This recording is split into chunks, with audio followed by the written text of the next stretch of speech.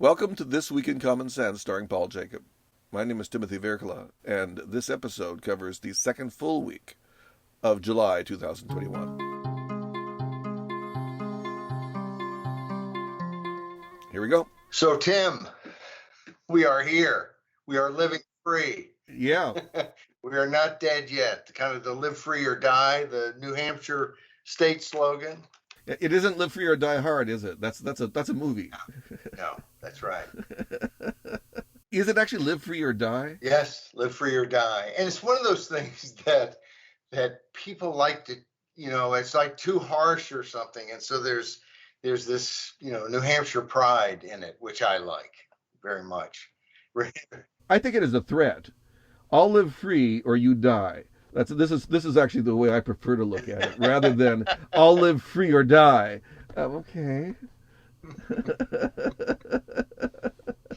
At some point, it comes down to that. Though at what point, people don't really like to think about it anymore. It is funny how, there's always this like softening, and I don't know why this comes to mind, but I remember it used to be that people talked about the Holy Ghost. And then I guess Catholics, I don't know if everybody talks about the Holy Ghost, but and then it became the Holy Spirit. And I remember asking my dad one time, so why'd they change it from the Holy Ghost to the Holy Spirit? And he had this somewhat dismissive look. And he basically said they were afraid we'd be scared. So maybe the people coming to New Hampshire, they'll be scared by the level of, hardcore support for freedom, but it always makes it a nice trip for me. I like to go to New Hampshire. Yeah, my state's motto is not anywhere near as exciting, but it is somewhat representative of my attitude towards life. So it's Alki, by and by.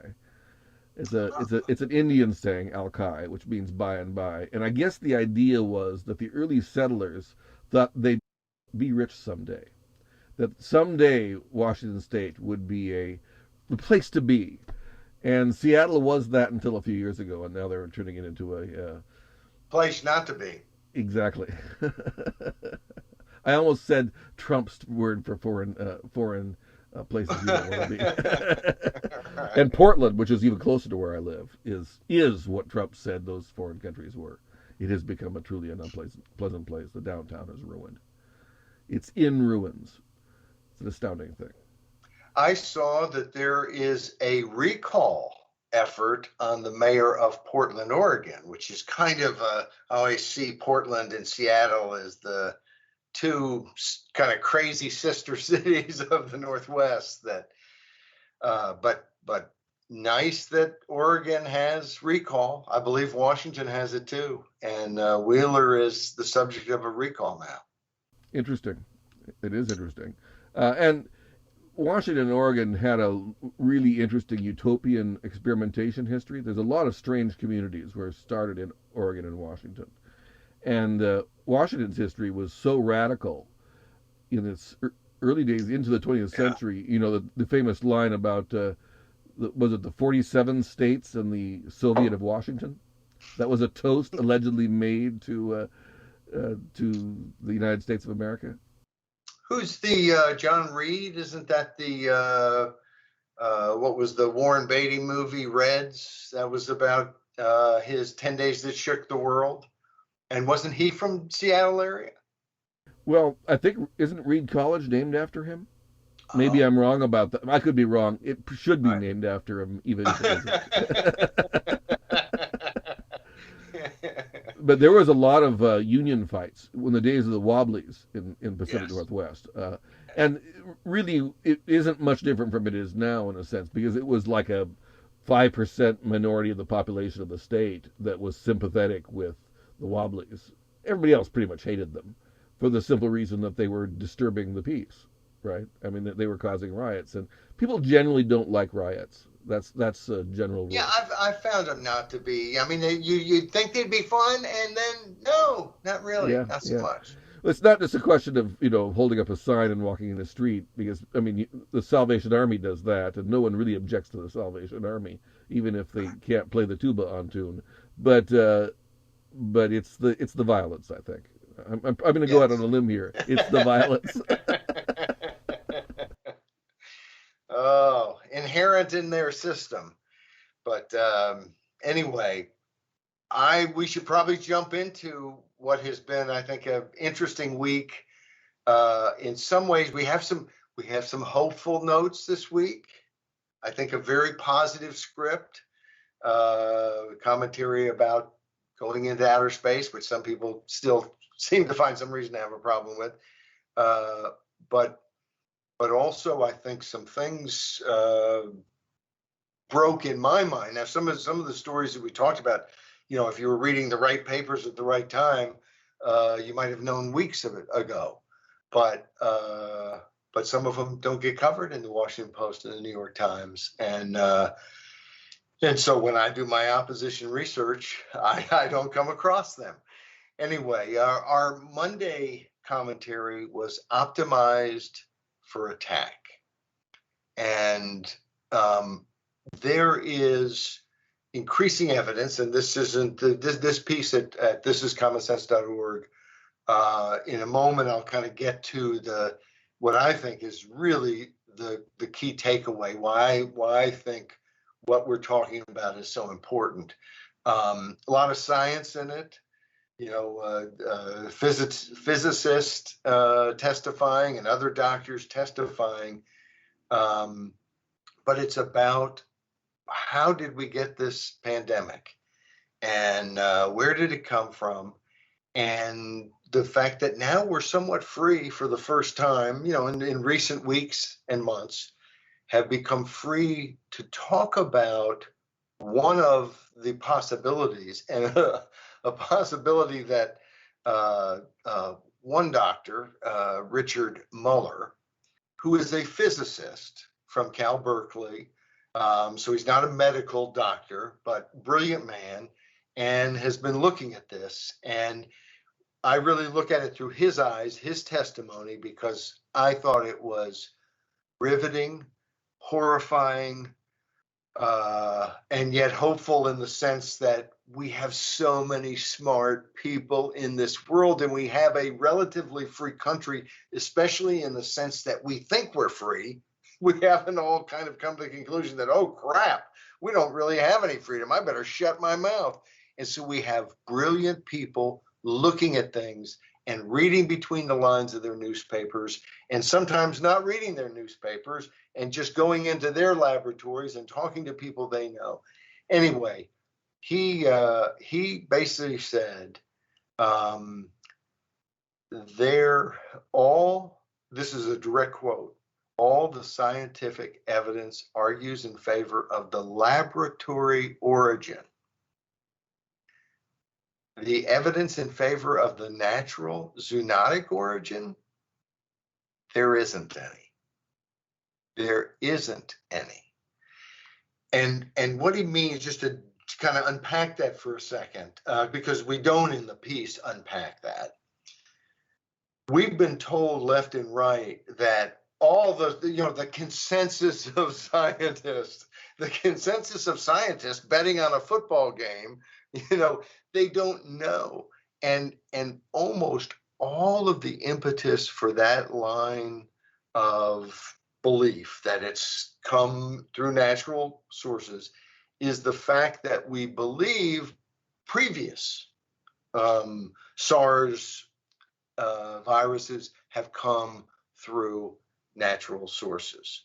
So that's not any evidence. That's some deduction. That's some making a guesstimate, making a prediction based on prior events. That isn't evidence that you're correct. And the other part of it is this political web that has corrupted science in America and much of the world, that has corrupted our media, that has corrupted our social media discussion platforms, that basically, because scientists were making money, guess what? You think scientists are so wacky and just so brilliant, and they're into their own worlds. You know what? They still like money. It's a funny thing. They still like money. And we see, we have folks at the top, Fauci, others who have played into this. And there's no smoking gun. They didn't commit a murder, but what they did led to lots of people being dead. And anytime you diminish the search for truth, you hurt people. You hurt people. That's how the world works. We need to be able to discover things, especially when you have a pandemic. This is something that doesn't happen every day. This is a virus that everybody hasn't studied forever, and we needed full-throated ability to look into it, and instead we got a lot of corruption, intellectual, political, and not just in the political field, but in the scientific field, because the government controls the scientific field. They're paying the bucks. Those bucks, I don't know where they got them. Where'd they get them? Oh, I guess us. And so they control that field. And then we see what happens with big tech and big science and everything else. But Mueller gives us in this hearing, and by the way, this hearing was held on June 29th, so a couple weeks ago plus. But this hearing was also held without any Democrats being there. I don't know of any press it got. I can't remember how I bumped into it. I think, Tim, you sent me something on it that you bumped into it. I put up the thought of the day based on it.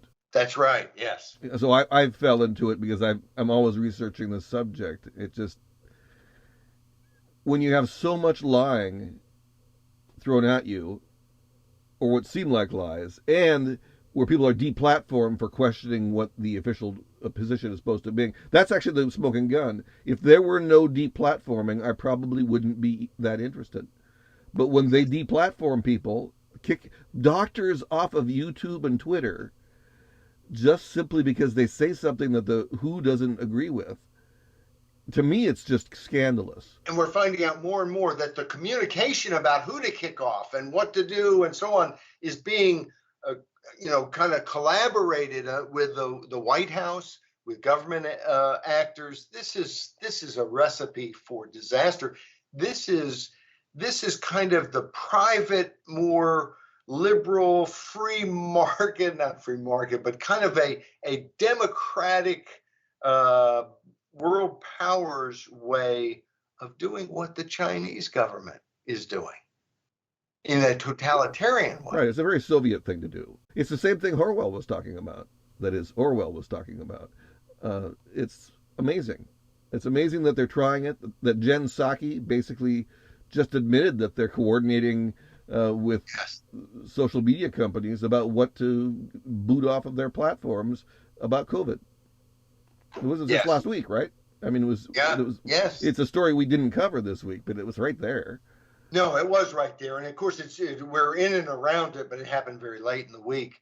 But Mueller goes through. He says he wants to emphasize 5 points, and he says any one of these points would be pretty conclusive for it being from a lab, and he does believe that the absence of a host animal is one of the 5, but also he believes this was spiked and that there are just markers. Other people have said that.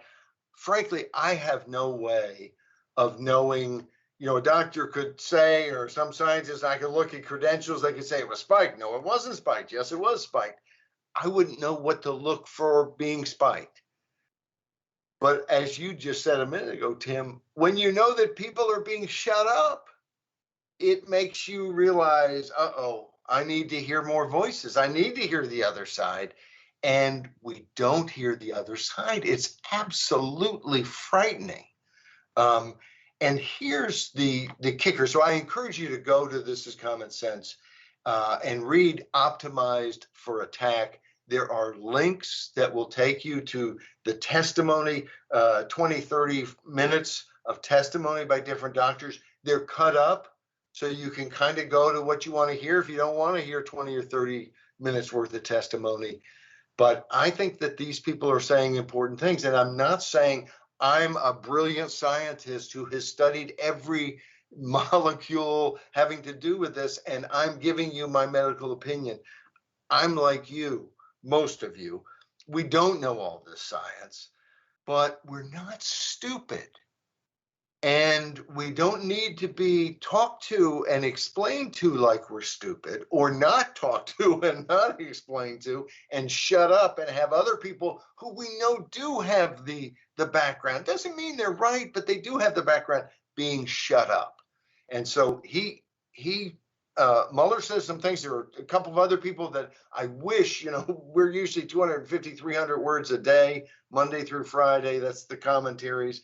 And you can't put everything in there, but I wish I could have gotten to the doctor who spoke before him, who I thought was very, very smart and explained things in ways. There were a couple things in this hearing that I felt like I had a much better kind of understanding of it after hearing this, what these guys had to say. Whereas before I had heard different sides of it, but I didn't feel like I had the same kind of understanding to put it together. But here is the big story that Dr. Mueller points out, and he calls it horrifying and chilling, and it is.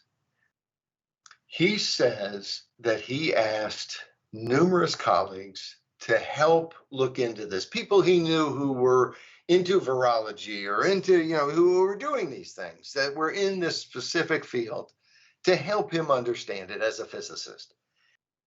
And he was told they could not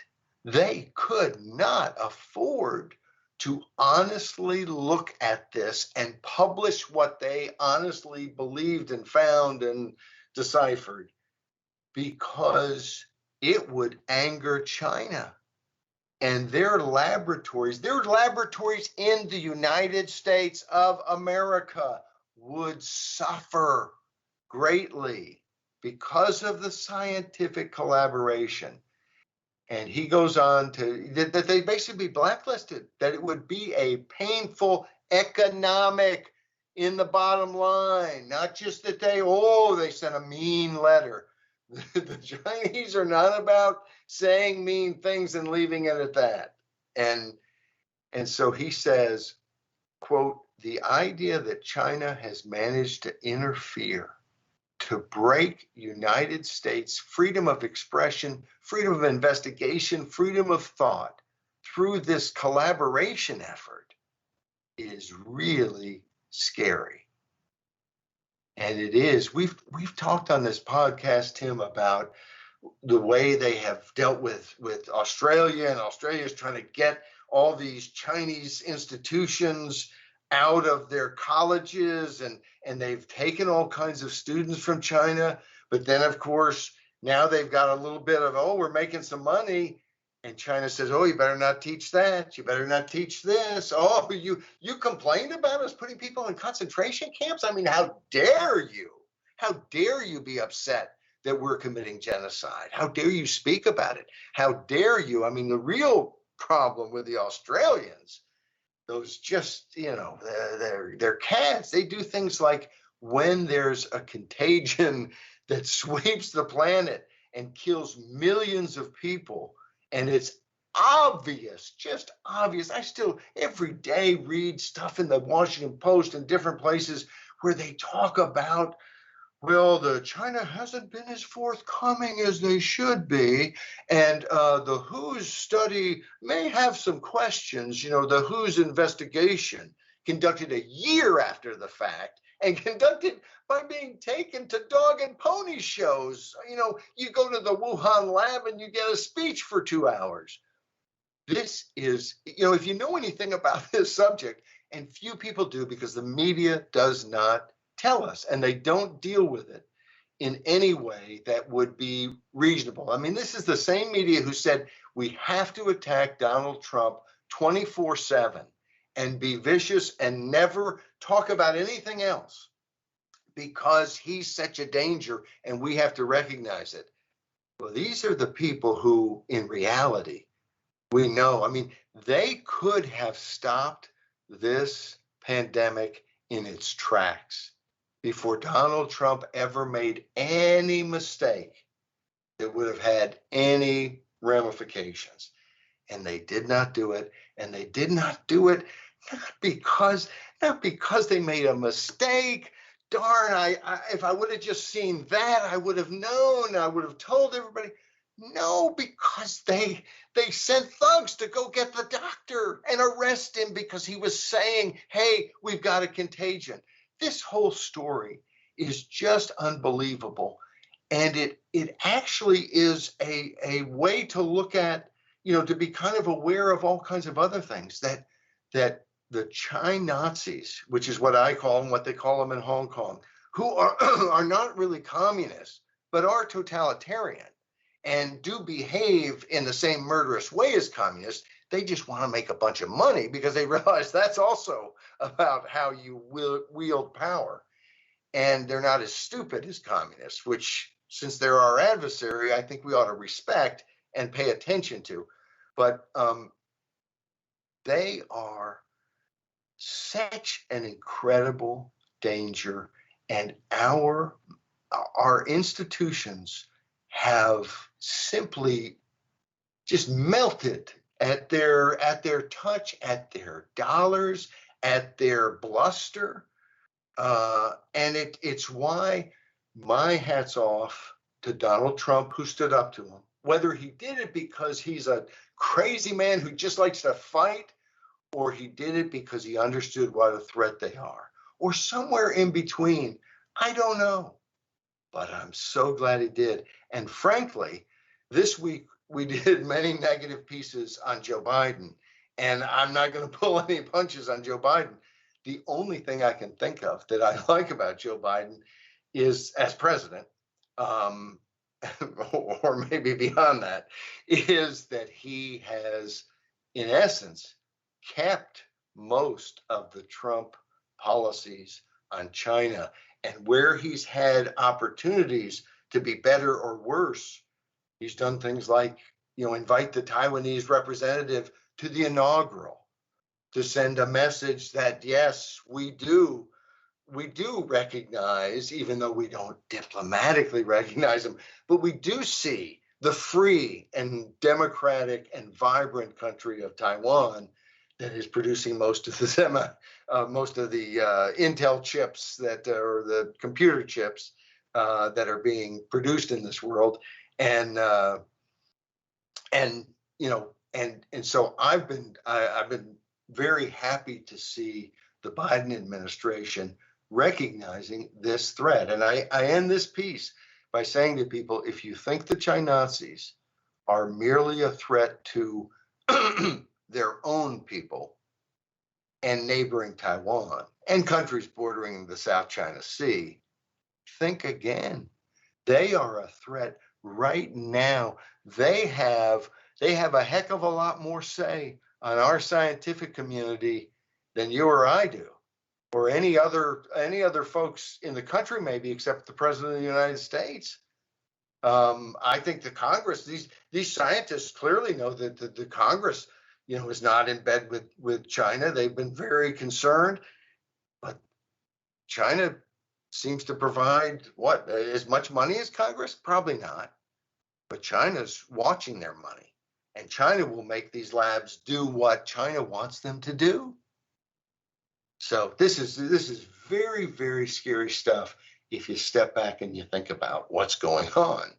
And it's easy to kind of think, well, our people are looking out for us. And I remember thinking many years ago that one of our problems is that our people are often looking out for themselves. And that's always a problem it's a problem in China, in their ability to control that society, even with all their totalitarian devices. But it's a problem in our government. And the more, when you think about government being unaccountable, It's easy to think about waste and, that costs something. But this is the sort of problem that is catastrophic if government is unaccountable. Now, one of the lessons I tend to draw from all this is that you shouldn't have government supporting science very much. That is, science shouldn't be supported by taxpayer dollars, because I believe that one of the reasons we have such a lockstep media and a lockstep everything is that there's built in incentives for pretty much all the people who like government subsidy to come together and suppress and maintain their paradigms. So what we get isn't science, we get is the official position. So what basically we have is a Lysenko problem, is that by government supporting of science, we have Lysenkoism as a possibility even in a democratic society. So I think this is a real problem, and I also think this is a problem with uh, having federal government or any governments mandating any specific medical treatment to a public medical crisis. And so here we have a somewhat worse than a flu disease uh, spreading around the world. It hits some people hard, but most people not. And really, Right. it And, is. and It is. some people hearing this may say, oh, it's a lot more than the flu. But if you understand the flu, as Tim Berkala does, it's not really so much more. In other words, the flu is a pretty dangerous thing if you're compromised. And that's really the way And there are this. many forms of the flu that hurt the children and the young, who are, to my mind, much more worth saving than 70-year-olds. Uh, I mean, I know that sounds horrible. I'm close to 70, and I like my 70-year-old friend. Most of my friends are above 50, but I don't think that we need to. The world needs to stop so that we can weather a contagion. I think that's just silly, uh, and so that's my position. But I think that this whole thing about the basically everybody lomming on to the idea of universal vaccination with an experimental genetic therapy derived vaccine is crazy. And I don't think anyone would have supported it 2 years ago. But they did in the context of fear and fear mongering, and this is all very dangerous, in my opinion. Yeah, the one thing I noticed in terms of looking, and I haven't done much of looking at it, so it's not as if I've been searching this all the time, but public opinion on the vaccines, public opinion shot up on the vaccines when they pulled Johnson and Johnson off the market. And I thought the decision to pull it off the market was premature and didn't make much sense because the risk factor was so tiny that it was tinier than all kinds of drugs that people use all the time and are prescribed by their doctor all the time. And birth control, the pill, for instance, and but it's oh, I'm going to lose my train of thought. I'm going to lose my train of thought. I'm afraid I don't have your train. Choo choo. Yeah, choo choo. uh, I wanted to actually wonder if maybe we should switch to Thursdays and Fridays pieces because we sort of were on an anti-Biden kick, and Thursdays and Fridays are about the Bidens. yes, they are. Thursdays, boy, once again, we see where the media is. And I think we've all kind of known. I mean, look, they have a major bombshell that breaks weeks before Election Day 2020. And the media is actively disinterested. And of course, as we've talked about here, uh, the media is so actively disinterested that they get some old intel people, folks like Clapper and Brennan. And so the deep state actors come out and they say, this is all Russian disinformation. Now, they are getting briefed oftentimes. So they know this is not Russian disinformation. They know that, I think. And if they don't know it, they certainly haven't been told by anybody in the intel community that this is Russian disinformation because that was never something that the intel community said. And in fact, the Intel community officially denies saying this. There have been a Yes. number of Intel community people who have defined saying this. And we should mention, I mean, you sort of indicated that Clapper and Brennan are known and proven liars. Known and proven liars to Yes. Congress, for one thing. Clapper Yes. especially. Under oath, they're proven liars. Much less when they're on MSNBC.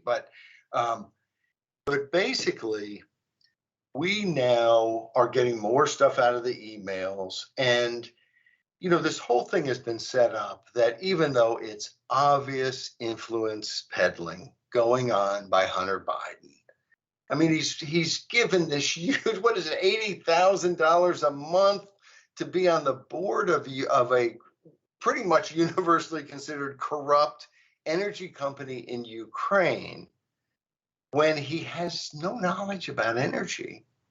There doesn't appear to be any reason whatsoever for him to be in that position, except as a way to pay him off, kind of. And so, okay, that's ugly. And then, of course, you have Joe Biden, who has said, look, I have nothing, I've never discussed it with him, I've never been involved in any way. Maybe my son has terrible judgment, but there's no connection whatsoever. And then, of course, we find that I read a piece just today about in the Post. I had seen them kind of coming down on saying, wait a second, the way it's been portrayed, this meeting that Biden had with clients of Hunter when he was vice president was not a full dinner. He didn't sit down at the dinner. He just came and met people. And of course, then there's pictures of him with, I think, folks from I'm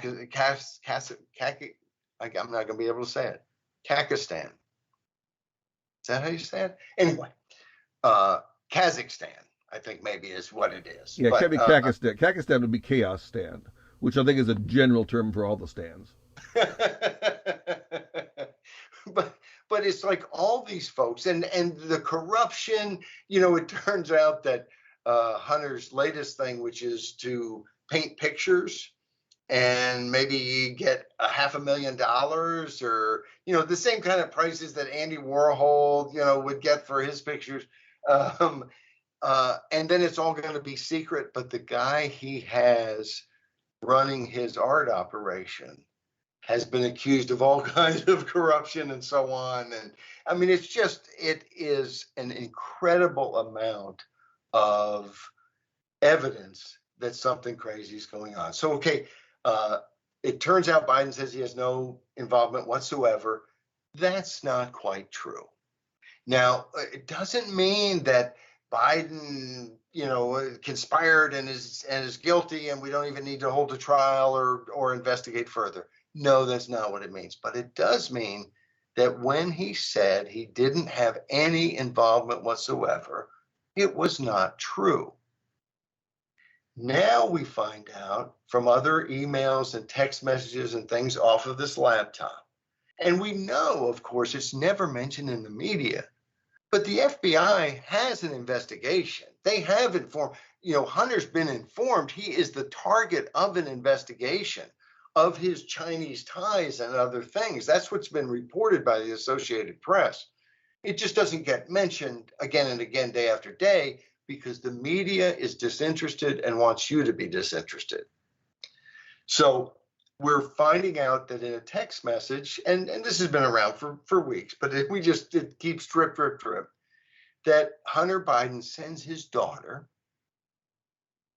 He complains that he doesn't get any respect, and he says, quote, I hope you all can do what I did and pay for everything for this entire family, he doesn't say but for 30 years. It's really hard, but don't worry. Unlike Pop, who he capitalizes, I won't make you give me half your salary. Now, we had Tony Bobolinsky, who came out and said, yes, this is the guy that it was kind of the next shoe that dropped, that of course the media ignored this too, but he was a partner of Hunter's, and he said that there was the big guy got 10% of this deal or this percent, and the big guy was Joe Biden. because of course all the money's being made off of his position in the government. It's unseemly and it's corrupt and it's against the law if Joe Biden is involved. It's seemly and corrupt and disgusting even if Joe Biden is not involved. And it appears that there's all kinds of other ways that they could have violated the law unless they did it just so. But here's now another shoe that drops. It turns out that there is now evidence that Hunter Biden was paying bills for Joe Biden. Hunter was paying his bills. So wait, he doesn't have any involvement. Oh, it turns out there's a photo here, and I went to this meeting and I shook their hands. And of course, that's all Hunter needs to be able to say, this is all you're in the top echelon. This is the vice president. This is number 2 in the US of A. Helps him raise all that money. Now, if he is kicking back, maybe it's not the 50%. Maybe he was exaggerating. Maybe it is 50%. But now we have evidence that Hunter Biden was paying bills, regular bills for Joe Biden. And they've listed them. It's in a New York Post article by Miranda Devine. And you can see, and it's thousands of dollars on other repairs to the house, different things like this. Trust me, there's more than one way for people to funnel money and do these things. They don't have to walk out at noon on Times Square and say, here's the check for your corrupt actions. So this is a serious, serious thing. And then, of course, the other shoe that has dropped, which I missed, it happened in late May. I guess I was busy. Nothing printed in the New York Times, nothing printed in the Washington Post. And why would you print it? Okay, here's the story. I mean, maybe it's a big nothing. A former FBI director, Mr. Louis Freeh, gave Joe Biden's granddaughters $100,000. And in all these emails where he's discussing, oh, I'm glad I'm able to give $100,000 to Joe Biden's grandchildren. I'd like to get with Joe and you and do business deals. Louis Freeh's no dummy. He knows where the big money. He knows sometimes you have to spend money to make money. I don't know. Maybe he's just the nicest guy in the whole wide world. But when I think of doing charity, and of course, I'm sure someone who's a fan of Biden would remind me, and I remember that Bo died. So Bo's got some kids that might need some caring for. But this is not a family on the edge of the abyss. This is like if I'm thinking, oh, where's somebody needy who needs some help? I'm going to do some charity. I'm not thinking of Joe Biden's grandkids. That's not who I see as the poor, underprivileged in our society. And I suspect Louis Freeh doesn't see it that way either. And if I'm being ungenerous, I'm sorry. If I find out that Louis Freeh really cares about the rich grandkids of public officials, is just kind of a strange thing going on in his head, then I apologize, Louis. But this is, and the fact that it's not in the Washington Post, it's not in the New York Times, I could find nothing. I'd searched several different ways, could find nothing. Now here is what, and I'm going to forget her last name. Jasinski? Yeah, Emily Jasinski. I had Jasinski here, but Emily was covered up on my screen, my cheat sheet here. But she makes the important connection here that it's not just about the corruption of Joe Biden. She says, in a healthy country, our free press would be highlighting the Biden family as the very picture of elite corruption, as they've been known to do. They've been known to highlight some of the things that go on with presidential families, as well they should. She goes on, they would be pushing relentlessly for answers to the questions these emails continue raising. Instead, it's mostly crickets. And she made a reference to the media, or to this era of media corruption. And it's the first time I've heard someone talk about this as an era of media corruption. And it's one of the reasons I did this piece. I thought, wow, somebody gets how this is not the media stumbling a couple times, hiring a few people that are just too partisan, getting caught up in, this one. If it were just Trump, it'd be over. And of course, now they can cover China in a way, but I see how they're covering it. They're covering it, still covering their behind, because they know they haven't honestly covered the story. And it's not just Trump. This is, we have media that we can't trust. And there's still some value in reading them to find out what lies they're telling, or more accurately, how they're telling the truth in a way to trick you into seeing the truth as something else. Oftentimes they're giving you true stories. They're just not giving you other stories.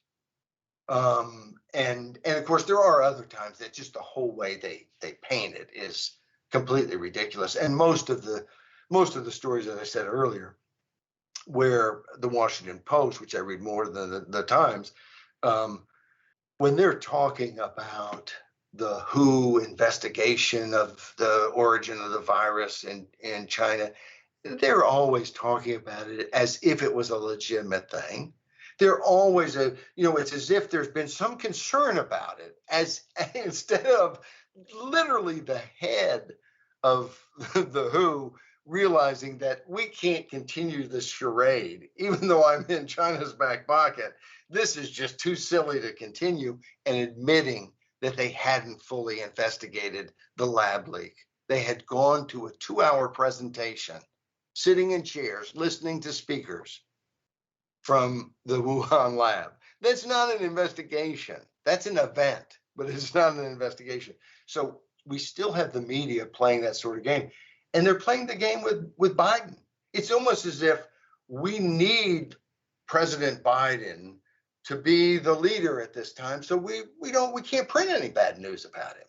We can't investigate anything he's doing. He's too important to whatever their narrative, their goal, their world empire. I don't know, but it has nothing to do with, we need to get the truth printed in our paper and out to the people. That has been totally lost. And of course, when you think about what we know about the influence peddling that's going on, and that needs desperate, I mean, we know that much, and we already know that there's been lie and then another lie and another lie, that Biden has lied about his involvement.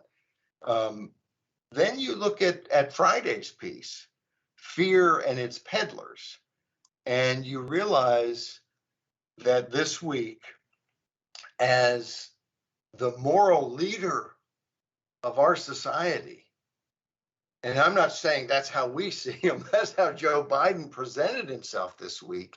He goes to the National Constitution Center in Philadelphia to give a speech basically saying that Republicans are racists, they are insurrectionists, they all can be painted with what a small number of people did on January 6th. And so all over this country, any reform doesn't have to be debated. We don't have to get into any of the actual what's happening. Instead, we can just say this is the most, he says, we're facing the most significant test of our democracy since the Civil War. And of course, your first thought is, okay, he's being hyperbolic. And then his next line is, That's not hyperbole. As if he knows, I know that I'm so full of it. I better, double down on it real quick. And then he, for emphasis, says, since the Civil War. But anybody with any brains knows there was this whole period after the Civil War and between the Voting Rights Act and between that time and the 24th Amendment to the Constitution that outlawed poll taxes. I mean, they used to be imposing taxes to go vote and literacy tests. And of course, just in case anybody thinks, oh, they just wanted to make sure people could read. No, no, no. You should see these tests. I've seen them. I don't know if you've ever seen them, Tim, but they're outrageously ridiculous tests that I hope they weren't giving them to like professors of history, of American history, because they would have had a tough time passing them. I mean, these were, as soon as you get into them, you realize, oh, this test is designed for someone to fail so that we can stop them from voting. And of course, there were whites only Democratic Party primaries held throughout the South for decades and decades. That was stopped.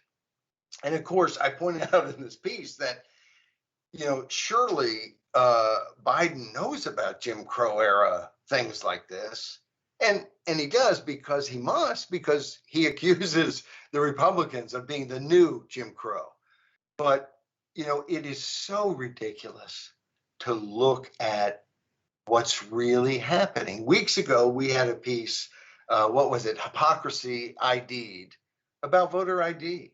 For literally years and years, Republicans have said we need sensible voter ID laws so that we don't have to worry that there's going to be widespread fraud. And Democrats have said, no, that is racist. That's designed to disenfranchise people of color. Well, a poll a few weeks ago came out and showed that 84% of people of color are for voter ID laws because, and I'd seen polls before that showed overwhelming support because people look at it and they say, look, you can't play putt-putt golf without an ID. You have to give them something to be able to take away the little putter and the balls. It's like, it's just crazy. And yet Democrats have all this time beaten up Republicans as racist, evil, anti-democratic folks because they support what 84% of people of color support. Because they support a simple thing that says you have to be able to prove you're who you say you are, and then you can vote in all kinds of different ways. So there's that. And that's just been, we had that little a few stories about how completely hypocritical Democrats were being and dishonest, and then moved on. And of course, those stories weren't in big papers. In most of those big papers, like the Post and the New York Times, they were trying to explain it away. But you then, Karl Rove has a good piece in the Wall Street Journal. There's been a dozen, I'm sure hundreds of dozens of pieces looking at what Georgia actually did, looking at what Texas is actually talking about doing. And of course, Biden is using this, brand them as racist and anti-democratic and trying to destroy our system. And yet what Texas is talking about doing is more early voting days than Delaware. Delaware's never had early voting. They won't start early voting until next year. Texas has had it for 3 decades. But never during this time has Mr. Biden, even now, come out and said, wait a second, Delaware's got to get their system in order. And, and certainly there is a decent percentage of African Americans living in Delaware. Of course, they support voter ID and sensible laws. This is not to argue that everything that a Republican legislator has drawn up is good for us. Trust me, it's not. And these same Republican legislators are trying to gut voter initiative. We'll talk about that in a minute. And they're terrible. Of course, they're self-interested. And so, of course, is H.R. 1, which would partisanize, allow the FEC to be partisanized and weaponized in the next elections to stop people from being able to speak. So we've got all kinds of problems with both Democrats and Republicans, not believing in limits, not believing in our Constitution, not believing in our system of government. They don't like democracy. They don't like a republic. They don't like republicanism, small r. They like big R Republicans and big D Democrats winning elections and controlling huge pots of money. That's what they like. So, but for Joe Biden to play moral exemplar and be the guy who's going to tell you how elections should be run without ever having any of the specifics whatsoever, because the specifics don't work in his advantage. And also, it dawned on me after listening to his speech, which we link to, if you're a glutton for punishment like I am. And I listened to his speech and it dawned on me at the end, this is a guy who has probably disenfranchised more people unjustly through his Biden crime bill. And I call it the Biden crime bill because he called it the Biden crime bill.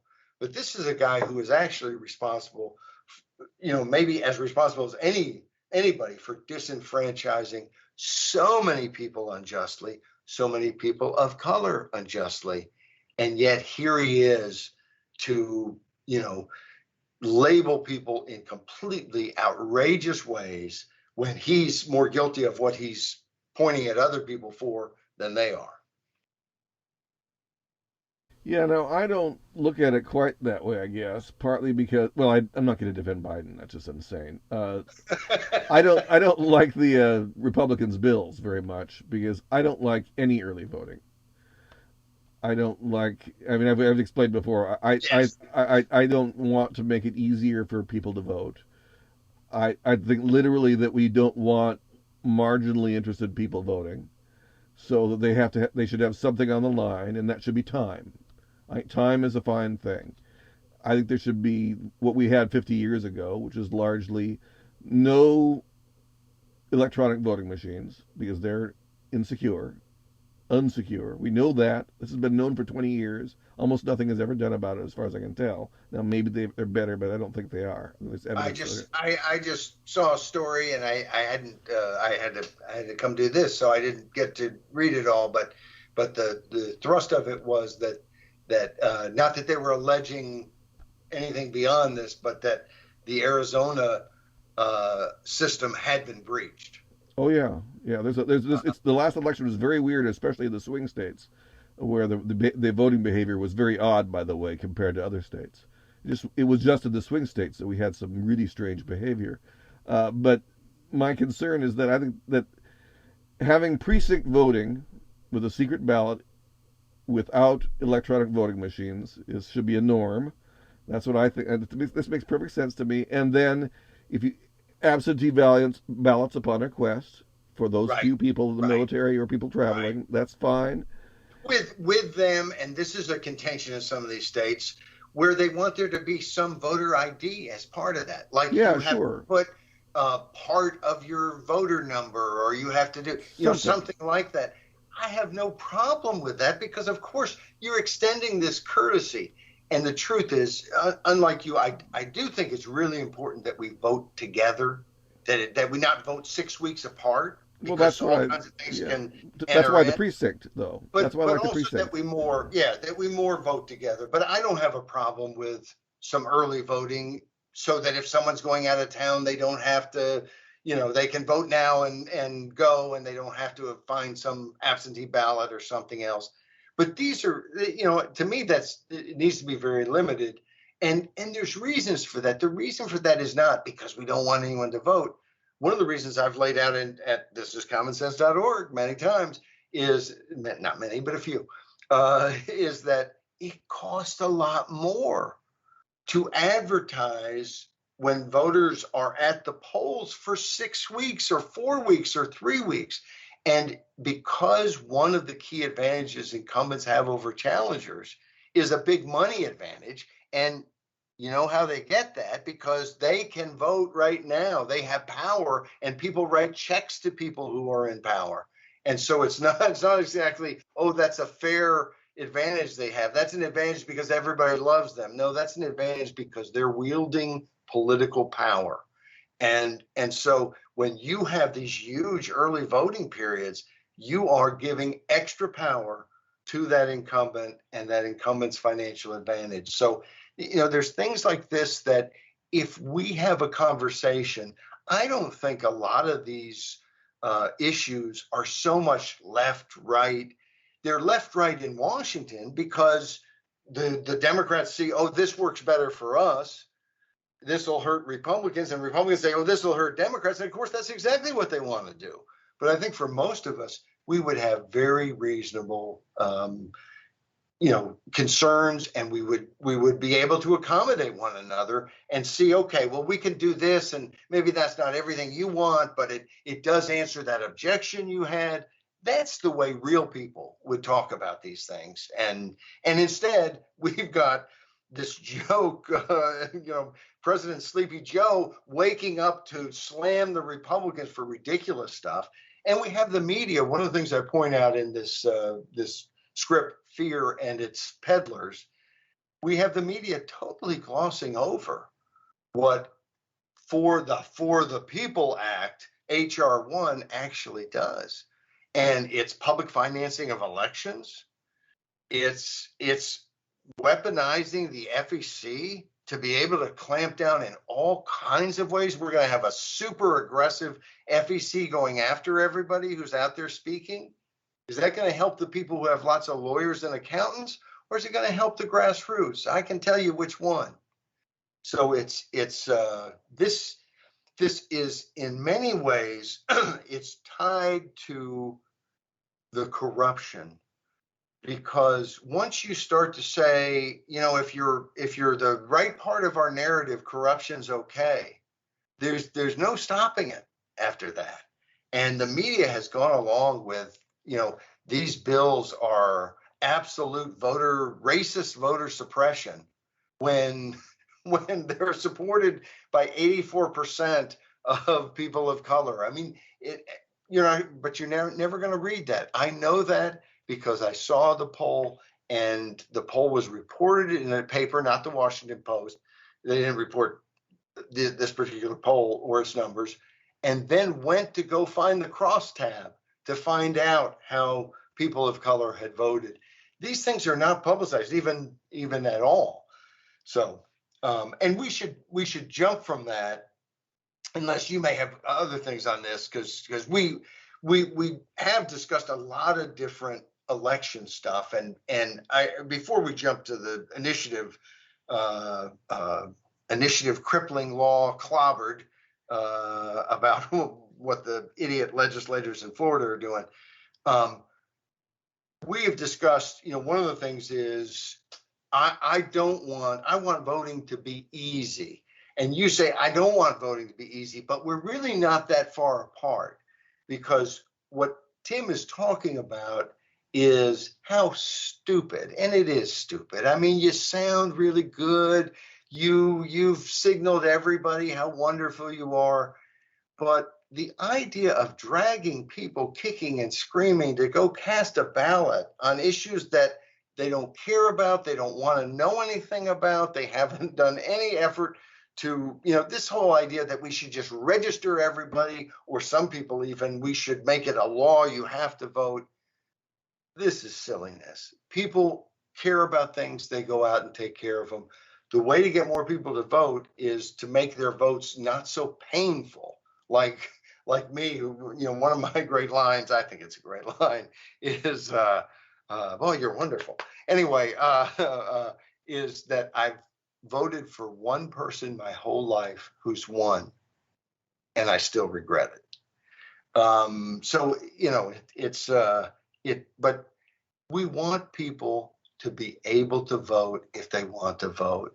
We want to stop this silliness about acting like if you didn't, roll out a red carpet and, well, here's one of my pet peeves. This whole idea that Republicans are trying to stop people from being able to even get water in line when it might be hot and they're thirsty, and as if the whole goal is just to make these people suffer so they'll go home. People can bring a thermos. Yeah, and the truth is, Your family could bring you something. Right. What these laws do is stop political organizations from being camped out there giving people all kinds of bennies when they're in line with a shirt that says vote for so and so. Here, would you like a hot dog? How about a how about a hoagie? And here's some French fries. I mean, that's what this is designed to stop. But I never read that in any paper. It's the media never told me that. It was having discussions with real people who know something about what the law actually says and looking at the actual law. And look, most people are busy and this isn't their end all and be all. And so they're not going to go look at the actual law that, what was it, SB 207? Let me go see and read through 7 pages of, they're not going to do it. And so the media can hoodwink them. And it's sickening. And one of the reasons I don't like mail-in ballots generally is that it allows things like vote harvesting, ballot harvesting, Yes. which is really a creepy thing. It was also made fun of by the great writer Italo Calvino in a short story called The Watcher, which I recommend. So if people want to read about a communist author writing about how various people parade all the cripples and mental deficients of Italy into the voting booth on voting day to prop up whatever regime they're trying to prop up. And that's what it comes to, is that sometimes we want to avoid the point where the government looks like a tyranny, because in a democracy people eagerly support the government, and that would be interesting to see it happen again. I'm not sure I want it, but it's interesting to see it happen again.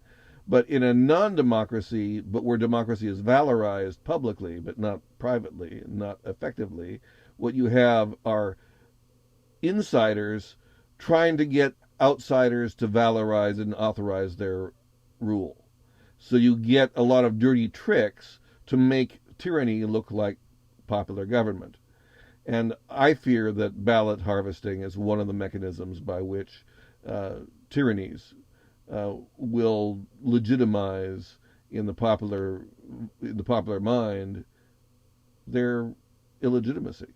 I mean, there are very bad people engaged in ballot harvesting, and there's some evidence that it's happened a lot in the Ilhan Omar district. I mean, I don't know if it's certain, but it's always ripe if you have widespread mail-in ballots. My state has only mail-in ballots now, Yeah, basically. I also don't like them because I think it encourages, a decent amount of the fraud is a husband or wife voting the ballot that was sent them for their deceased partner.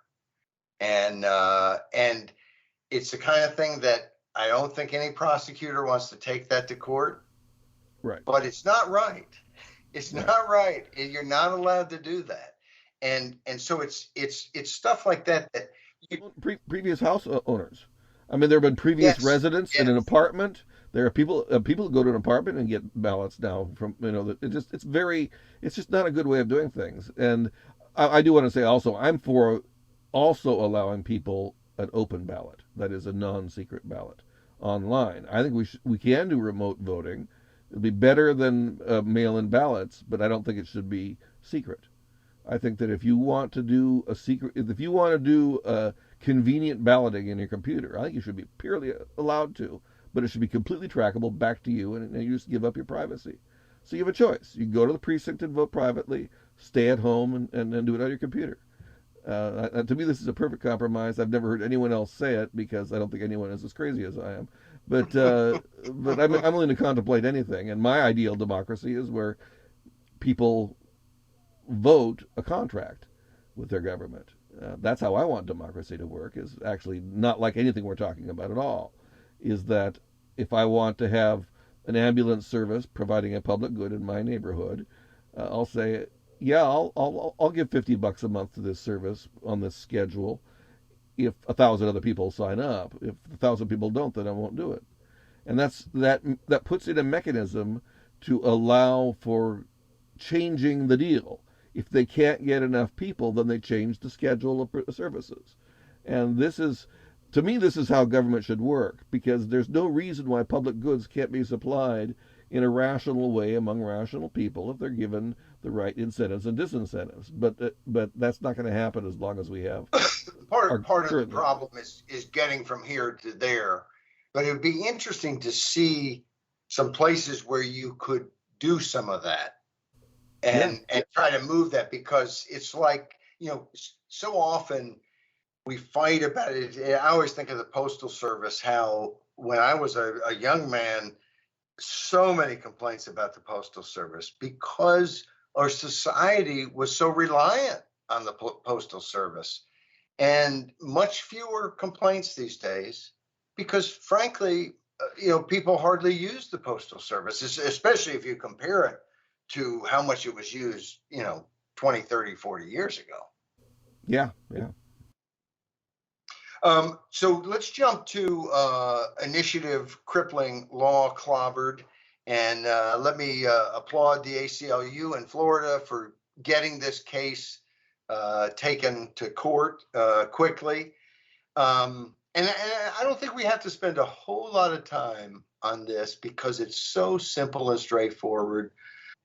Almost everyone, everywhere, if they're in an initiative state, the level of support for initiatives and referendums is about 10% higher, 10 percentage points higher, not 10% higher, 10 percentage points higher than in states that don't have it. Meaning that if you actually are familiar with it and use it, you like it more than the person in the state next to you who goes, gee, I sure wish we had that process where we could get term limits or other reforms, or take some tax increase to a referendum, or if you're on the left, maybe expand Medicaid, which is not one of my favorite things, but there's all kinds of things that can be done. We'd have almost no legalization of any sort of marijuana or anything else anywhere in the country if it hadn't been done first by initiatives where you could get out of the kind of the political process where politicians were scared to do anything that would get even a small minority angry at them. So we all love the right of citizen initiative, except the people representing us in state legislatures. They don't like it at all because it gives us power and it impinges on their monopoly power to pass laws. So in Florida, they have again and again, and we see this in other states, Arkansas, we've talked about before, year after year, and we just thought of a new way to kick someone in the knee and stop them, from doing an initiative. This year, Florida passed, and Governor DeSantis, who is arguably going to be a candidate for president someday, really is an idiot for having signed this. But they passed this law that basically you cannot make a contribution to a ballot initiative campaign during the period of time where they have to go get signatures and almost always hire people to go out and, hey, would you sign to put this on the ballot? You can't give more than $3,000. So why do that? Has there been some corruption involving initiatives? No. In fact, the Supreme Court ruled years and years ago, there's no way to corrupt an initiative. It's written in black and white. It is what it is. It can't be corrupted, unless you somehow, you get into the computer and change it, but I think people will notice that at the somehow the great computer in the sky or something. You can't corrupt an initiative. So what they were doing, if you knew anything about the First Amendment, anything about anything, you would know this law is going to last 4 seconds after somebody gets it into court. But the reason they do these things is that the initiative process is often used by reformers who don't have billions of dollars, millions of dollars, hundreds of thousands of dollars to spend. And so getting something into court is pretty tough. And you can't go run a petition drive because, a lot of times you need people to write bigger checks than $3,000. If you sell someone that, hey, this is a great idea, they may be willing to give you 25 or 50 or $100,000 to get it done. In Florida, you've got to collect 891,589 signatures that are valid. That means you're going to probably shoot for about 1.5 million signatures just doing the organization of that. If they all came in from volunteers that cost you nothing, just the organization of that's going to probably require you raising money in bigger amounts from your supporters, because everybody isn't into politics. So anyway, it's outrageous, just totally designed to shut down the process. But there are people who have money, and the ACLU took this to court. You didn't have to have money this time, and beat it just like that. And by beat it, we make the point in the commentary that it's not decided yet.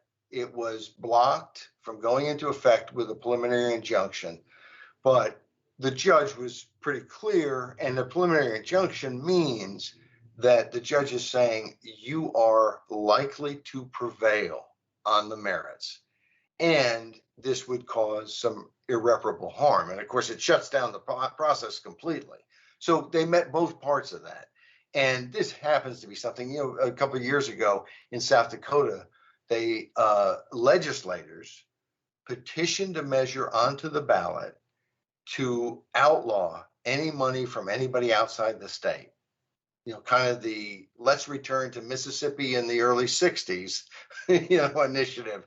Let's stop outside agitators. It was immediately taken to federal court and crunched. And of course, the state's then going to have to spend more tax dollars to pay the attorney's fees of the people challenging it, as they should have to. But anyway, this was luckily stopped right off the bat. What's the takeaway?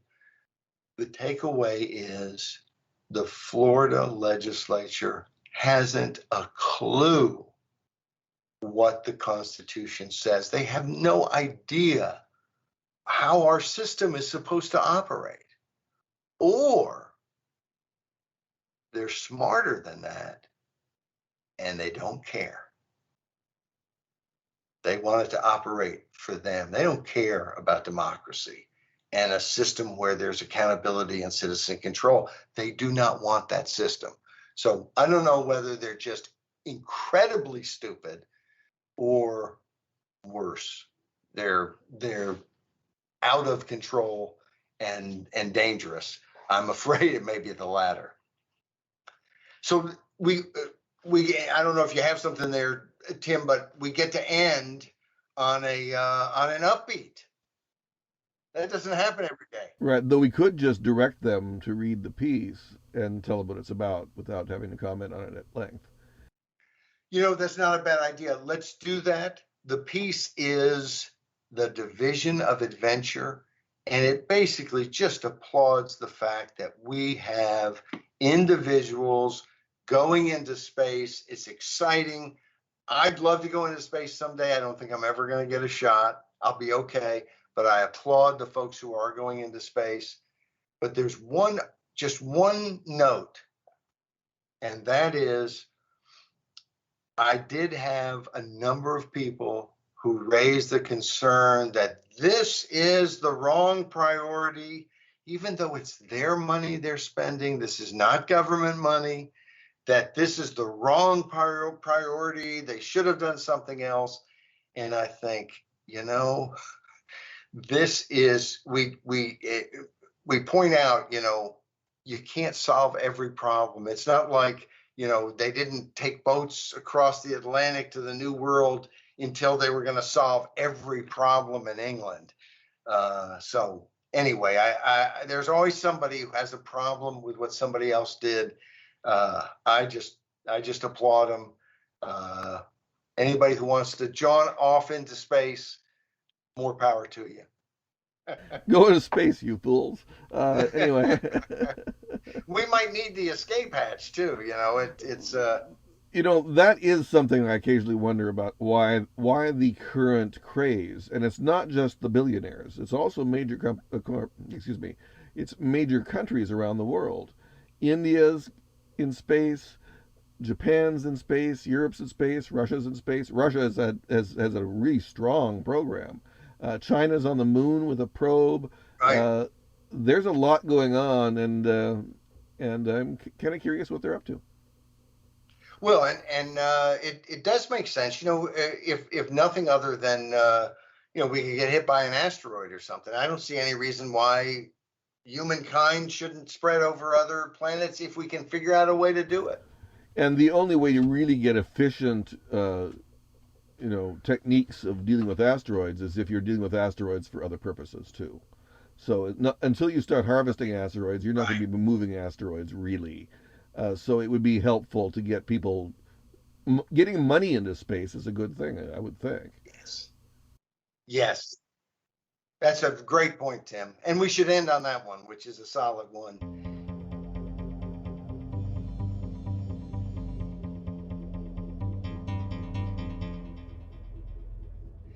Please come read and see our daily thoughts and our daily what happened in history at thisiscommonsense.org. And we'll see you next week. We may be under an hour. You never know. See ya. Thanks, Tim. Bye.